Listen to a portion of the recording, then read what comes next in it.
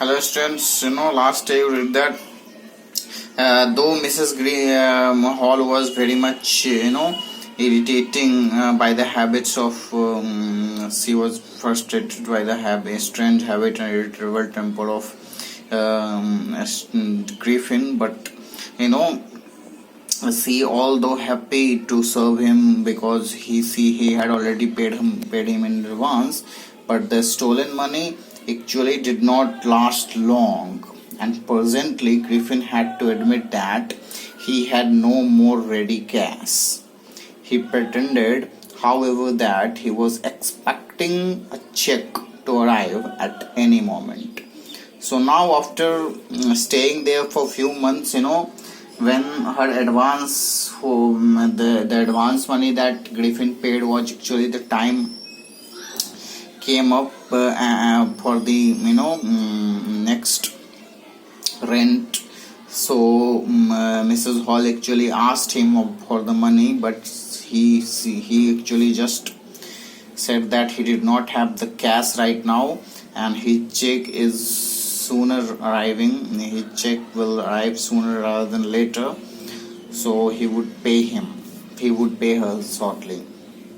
But shortly after this incident, a curious episode occurred there in Iping village. Very early in the morning, a clergyman and his wife were awakened by noises in the study. So now what happened here. After the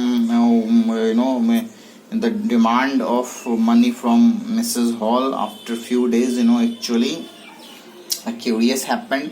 And what sort of happened? It was very early in the morning, in a clergyman's house, there was he and his wife actually slightly awakened by the noises that was coming from their study room.